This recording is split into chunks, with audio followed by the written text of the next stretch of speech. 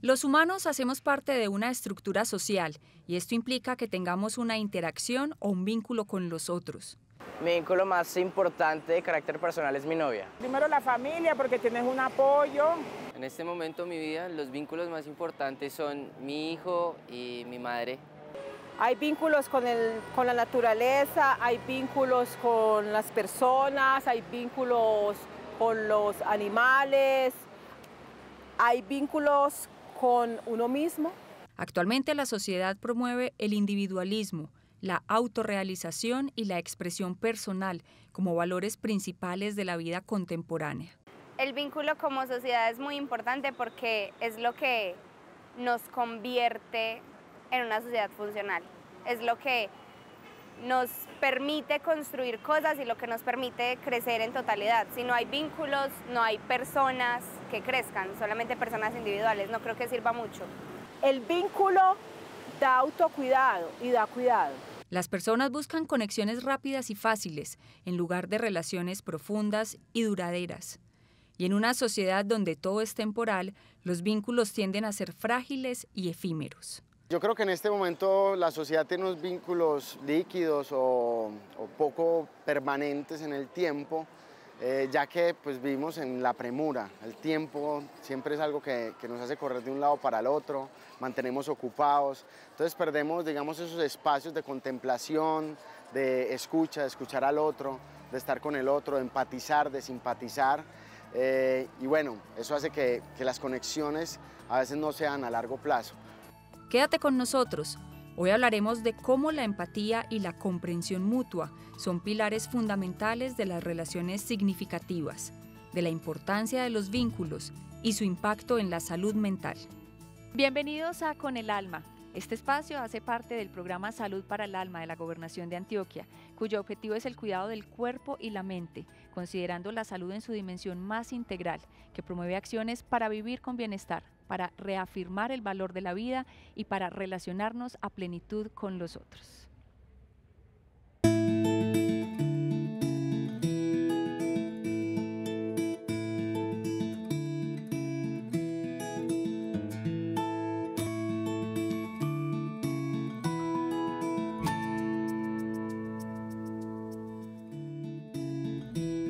El afecto y los vínculos son la base de la estructura social, permiten la cohesión, la confianza, la cooperación entre comunidades. Yo quisiera, Laura, que comenzáramos definiendo los vínculos, cómo entender los vínculos. Bueno, los vínculos, Tatiana, son esas relaciones en la sociedad, se pueden presentar de manera laboral, filial, económica, social, en los cuales los seres humanos logramos identificarnos a través del otro y hacemos parte de la vida del otro y permitimos que el otro haga parte de nuestra vida. Con los cambios que se presentan en la sociedad también cambian las maneras de relacionarnos, cambian los vínculos. Sandra, ¿cómo son los vínculos en la actualidad? Claro que sí, Tatiana. Encontramos toda una influencia de lo que es el ecosistema digital, ¿cierto? Y los entornos digitales en general en las formas de vinculación. Encontramos, o podemos citar, por ejemplo, a Bauman, que va a hablar de modernidad, de amor líquido, de otros tantos líquidos, hablando específicamente de la fluidez de los vínculos. Él los denomina como conexiones, ¿cierto? En tanto, pueden conectarse y desconectarse en el momento que se necesita. Otra cosa que creo que permea el tema de los vínculos es toda la comunicación icónica. Hoy tendemos a comunicarnos cada vez más a partir de símbolos. Tenemos como por ejemplo los emojis, que son fundamentales. Muchas veces podemos comunicarnos con nuestras personas cercanas a partir de emojis que significan algo afectivo, pero difícilmente podemos hacerlo cara a cara. Esos cambios en las formas de relacionarnos en la actualidad, esa inmediatez, esa rapidez, ¿tiene algún efecto, Laura, en la salud mental? Claro que sí, partiendo desde la premisa que el ser humano es un ser sociable, es un ser colectivo, es un ser de relaciones estables en el tiempo. Cuando hay una evolución de nuestro sistema y el ser humano también empieza a evolucionar con este sistema, hay una estructuración del yo, porque como lo dice nuestra compañera, pasamos de lo colectivo, lo relacional, a lo que dice Bauman en su sociedad líquida, en el amor líquido, a lo individual. Entonces, cómo el ser humano se está adaptando a estos nuevos conceptos, a estas nuevas formas de relacionarnos, unos nos relacionamos de manera inmediata, otros no tanto. Entonces ahí es cuando empezamos a ver la disfuncionalidad en las relaciones. Y puede ser en relaciones amorosas, pero también en la amistad, en las relaciones de familia o laborales. Claro, digamos la disfuncionalidad relacional se puede ver en todos nuestros contextos relacionales, ¿cierto? En el trabajo, con nuestros amigos, con nuestras familias, pero en este momento son muy marcadas en las relaciones de pareja. Entonces cuando empezamos a hablar desde la disfuncionalidad amorosa, desde la irresponsabilidad emocional y desde la dependencia emocional, que esto es precisamente el resultado de cuando una persona tiene un concepto de lo que es una relación, otra persona tiene otro concepto, pero estas personas se vuelven pareja. Entonces vamos siendo pareja, que se supone que es cuando somos parejas, vamos caminando por el mismo ladito, pero resulta que estas personas van con diferentes concepciones. Entonces incluso se vuelve un tema como adictivo. Entonces doy todo de mí para que esa relación sea de la misma manera en que fue en algún momento en que fue pensada, fue concebida o incluso fue idealizada. Entonces ahí es cuando empezamos a hablar de la dependencia, y tras la dependencia emocional vienen varias enfermedades mentales, como puede ser la ansiedad, como puede ser la depresión, como puede ser el insomnio, o lamentablemente uno de los mayores precipitantes en este momento en nuestro departamento son los intentos de suicidio, muy relacionados a esta disfunción emocional que estamos viviendo en este momento. El primer tipo de interacción de los cuidadores con sus hijos es un tipo de crianza basado en la sobreprotección y el control excesivo. Lo que hace este tipo de crianza es que inhiben al paciente, al hijo, a desarrollar una maduración, una individuación, porque siempre está esperando que el cuidador le solucione, ya sea emocionalmente o con acciones, su vida. El segundo elemento patológico es cuando tenemos unos cuidadores que son ausentes o abandónicos, entonces lo que hacen es que no promueven una constancia objetal y desarrollan personalidades dependientes, inseguras, ansiosas en los niños, en los adolescentes.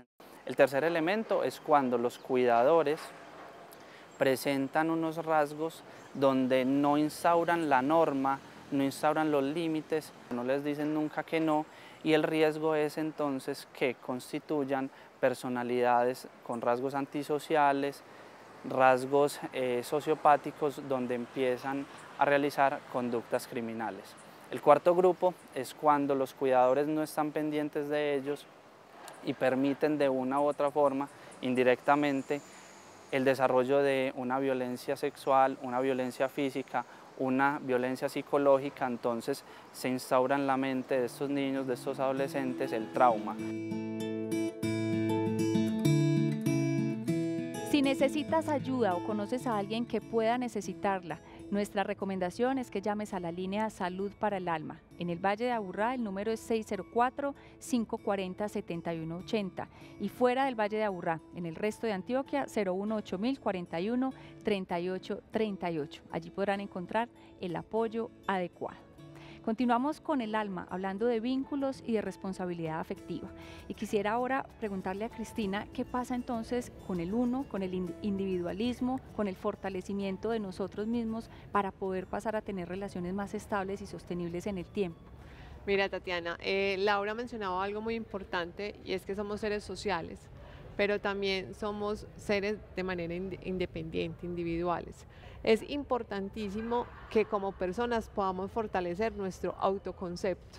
Muchas personas se enfocan más en la autoestima. Yo realmente los invito a enfocarse un poco más en el autoconcepto, porque cuando tú tienes claro quién eres, cuáles son tus habilidades, cuáles son tus debilidades, qué espero del otro, cómo me relaciono con el otro, cuando voy a interactuar con ese padre o esa madre, con ese amigo, con esa pareja, yo tengo claridad a qué voy a apostarle, ¿cierto? Yo apuesto esto y quiero saber tú qué vas a apostar a este vínculo que vamos a crear, ¿cierto? Vínculo cualquiera que sea. Entonces, cuando tengo esa claridad, pues el otro me ve muy fuerte también en mi posición frente a lo que espero de ese relacionamiento. Y allí es lo que yo menciono, se generan acuerdos, y esos acuerdos son fundamentales a la hora de relacionarme con el otro. Entonces es importantísimo que las personas se miren hacia adentro, que identifiquen cuál es incluso su diálogo interno, cómo te hablas, de qué manera te comunicas contigo. Si yo me hablo desde lo negativo, posiblemente en esa relación con el otro lo hablo también desde lo negativo. Entonces es indispensable identificar de qué manera estamos nosotros, cómo nos habitamos para poder brindarle al otro también lo mejor. Eso va generando un equilibrio en ese relacionamiento donde yo lo voy a poner en las relaciones de pareja puntualmente, pero aplica como para todos y es una relación de pareja es una construcción de un proyecto en común, ¿sí? Sin olvidar la individualidad, porque cada uno tiene incluso formas de ver la vida, tiene proyectos individuales y cuando se unen en pareja hay cosas en común, pero también el otro apoya el desarrollo de la otra persona, porque a veces hay gustos distintos. Entonces, ¿cómo nos articulamos para avanzar, ¿cierto? En conjunto, pero también cómo podemos aportarle al otro para que avance en su individualidad. El afecto y la empatía podríamos entonces decir que son bases para cualquier tipo de relación, no solamente las amorosas, pero muchas veces, Valentina, hemos malinterpretado la ternura y se ha castigado de alguna manera como si fuera debilidad. ¿Es posible reivindicar la ternura como esa base para tener relaciones mucho más sólidas en el tiempo y evitar esas relaciones líquidas que nos explicaba Sandra? Yo creo que sí. Pues para mí, de hecho, la ternura en este momento es como la fuerza también que me acompaña y que acompaña también mi compartir con otras personas y con mis amores. La ternura es como el abrazo tanto a la tristeza, tanto a la rabia, tanto a la impotencia y en general es como, ¿qué pasa con un abrazo?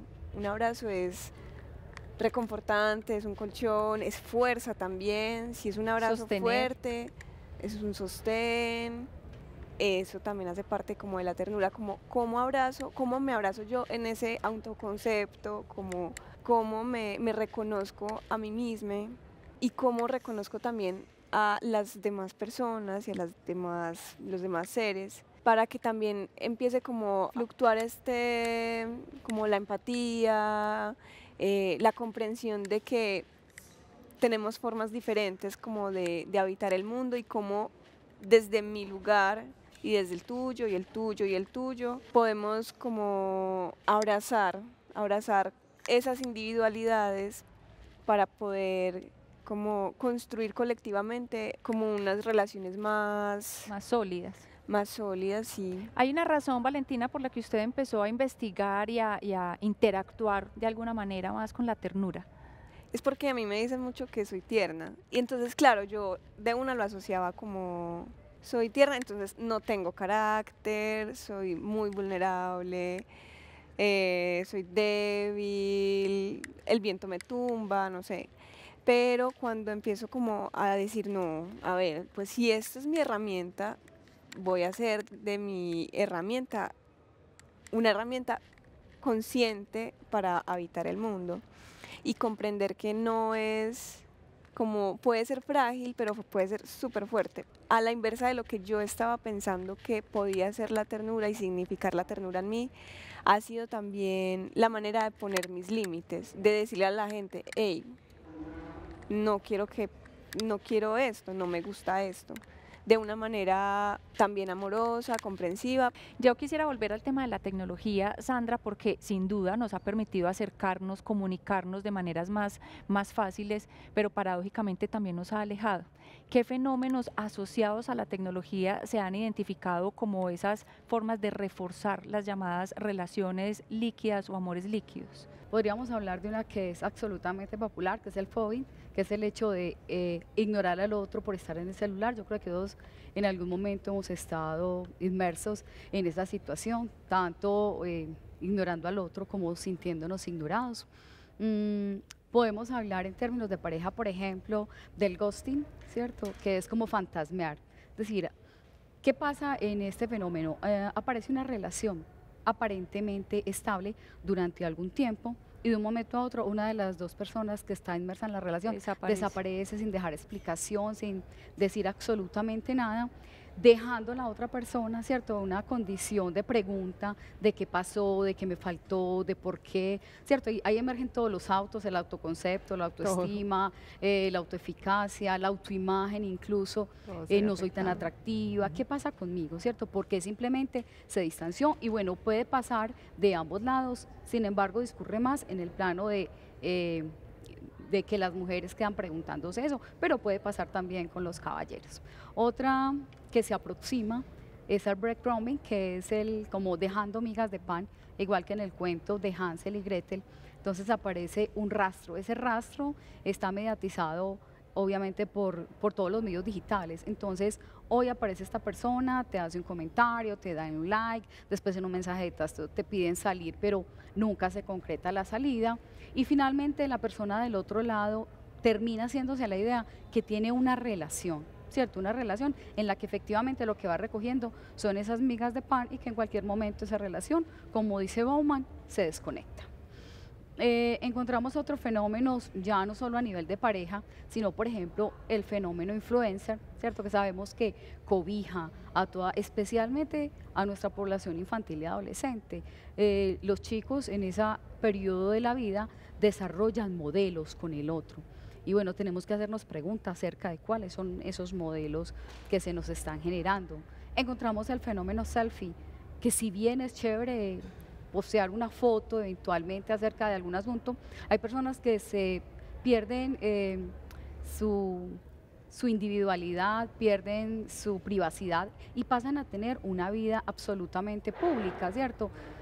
Eso está distorsionada la realidad, porque lo que se ve en las redes sociales no necesariamente se corresponde con la realidad. Claro, eso de un lado, pero del lado de quien constantemente está consultándolas, empieza a tener un sentimiento de depresión, digámoslo así, situacional o incluso algunas profunda, pensando que todo el mundo tiene la vida ideal, que Pepito Pérez viajaba a Cancún este año 2 veces y yo no he podido con todo lo que trabajo. Entonces también hay un ideal ahí que se nos vende en torno a todas esas redes sociales y el ideal de felicidad que los abarca. Y que empieza a tener otros impactos en la salud mental, por supuesto, de quienes están inmersos en esas situaciones. Vamos a hacer una pausa y ya volvemos con el alma.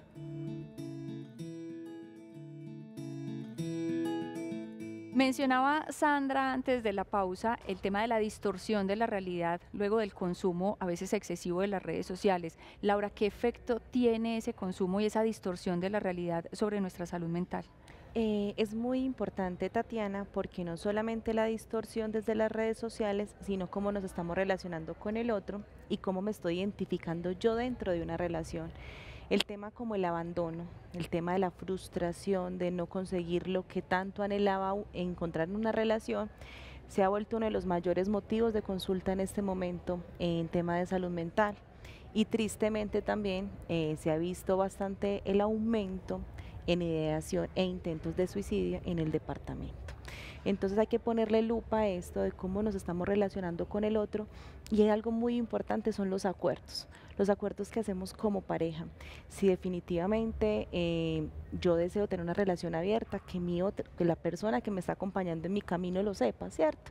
O si definitivamente yo deseo una relación en la cual me proyecto, en la cual me identifico, que la persona que está acompañando mi caminar también lo haga, porque cuando ya tenemos dos miradas diferentes en lo que significa una relación, es cuando empezamos a ver estas brechas y este abismo tan grande en la manera en cómo nos estamos relacionando y disparando todas nuestras enfermedades mentales, como son adicciones, intentos, ideación suicida, depresión, ansiedad, insomnio, que están muy marcadas en este momento en toda nuestra población antioqueña. Eso implica que debemos desarrollar o adquirir habilidades socioemocionales. Cristina, ¿cuáles son esas habilidades socioemocionales que necesitamos y cómo desarrollarlas? Incluso, Tatiana, es súper importante porque la Organización Mundial de la Salud ha planteado, ellos lo nombran como habilidades para la vida, y dentro de esas habilidades señalan dos importantísimas, ¿cierto? Y es las relaciones intrapersonales e interpersonales.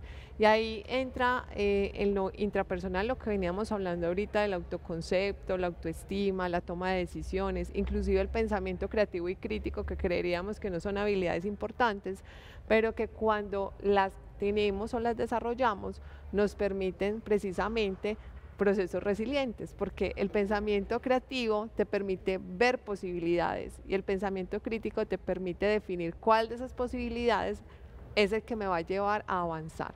Entonces, todas estas habilidades, obviamente, como lo menciona la Organización Mundial de la Salud, lo que hacen es que yo tenga herramientas y recursos para que cuando haya situaciones adversas, que en este caso, si lo tomamos en los vínculos, puede ser que papá y mamá te abandonen, que se rompa una relación de pareja, que el amigo que creías amigo de toda la vida se desapareció y nunca te volvió ni a escribir nada a través de tus redes, y eso yo lo puedo interpretar como una situación adversa. O sea, no es que las situaciones adversas tengan que ser algo súper traumático, depende mucho de la interpretación que yo haga como sujeto de esa situación.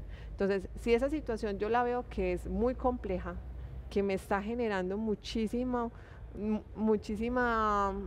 emocionalmente, muchísimas cosas, ¿cierto? Y pasamos por todas las plataformas emocionales, incluso por la ternura, el miedo, el desasosiego, la rabia, la frustración, un montón de cosas. Pero cuando ya logramos estabilizarnos en cierta manera, es decir, ok, ya viví todas las emociones que me generó esta situación, yo ya puedo empezar a buscar apoyo en el otro, porque ahí en el otro también identifico qué recursos tengo yo, qué recursos tiene mi entorno para avanzar en esa situación que considero adversa. Valentina, ¿cómo aprendió usted a gestionar sus emociones? ¿Qué otras herramientas encontró para gestionar de alguna manera más eficiente todas sus emociones? Pues a ver, a mí me ha permitido como explorarme desde otras maneras la no monogamia o las no monogamias, porque pueden haber muchas maneras. Y desde ahí comprender que como desligarme también del vínculo de pareja, como comprender que, digamos, el poliamor, el contramor o las no monogamias no solamente se vinculan, o en general, las formas de relacionarnos no solamente están ligadas como a la pareja o a las parejas, sino como todas las personas y los seres con quienes voy teniendo una relación o un contacto hacen parte de mi red afectiva. A partir de ahí, cómo empezamos a tejernos, es como, no sé, una camisa. La camisa pues está unida por hilos, y si un hilo se suelta, se empieza a deshilachar la camisa y ya no queda camisa. Entonces es como cada parte de esa red, de ese tejido, está tan estrechamente como relacionada. ¿Cómo está tan estrechamente relacionada? Como para que haya un soporte, y además un soporte lo suficientemente elástico como para soportar todas las caídas, o bueno, muchas caídas, como decir, no, yo gestiono mis emociones solite, sino como yo puedo también, ¿cierto? El colectivo, la importancia del colectivo. En mi individualidad, en mi autoconcepto, en todo, pero como también las otras personas y mis amores, mis afectos, también me permiten como soportar un poco más el dolor y las adversidades. La importancia del otro. Yo creo, Laura, que aquí valdría la pena entonces mencionar esas redes protectoras que hacen parte del programa Salud para el Alma. Sí, Tatiana, las redes protectoras pues realmente son uno de los pilares más importantes del programa departamental de Salud para el Alma. ¿Qué se busca con las redes protectoras? Y es dejar capacidad instalada en los municipios, es decir, por medio de los profesionales, lograr fortalecer, capacitar a personas de la comunidad, personas de las instituciones, que sepan primero qué es salud mental, ¿cierto? Aparte de eso, que tengan diferentes estrategias para la activación de las rutas, que sepan cómo estar instalados en el territorio y que puedan gestionar. De las redes protectoras surge algo muy bonito y es cómo me identifico también con el otro, cómo me identifico con la salud mental, y empezamos a ver otros dispositivos comunitarios como los grupos de mutua ayuda, los grupos de apoyo. ¿Y qué hacemos con esto? Es decir, que en los municipios no necesiten del profesional para poder saber qué es salud mental, qué deben hacer cuando se presenta algún caso dentro del territorio, qué pueden hacer, a quién pueden recurrir si tienen que activar una ruta, sino que ya estos gestores sociales puedan hacerlos. Entonces es un trabajo muy bonito que es de la comunidad para la comunidad, acompañando claramente por la institucionalidad, pero no liderando la institucionalidad, sino que es liderado por la comunidad. Entonces es una digamos, como la columna vertebral de nuestro programa, y con resultados pues muy bonitos, con resultados los cuales son medibles y con muchas redes que tenemos en el departamento. Laura, Valentina, Sandra, Cristina, gracias por estar aquí, por esta conversación donde pudimos aprender y además cuidarnos con el alma.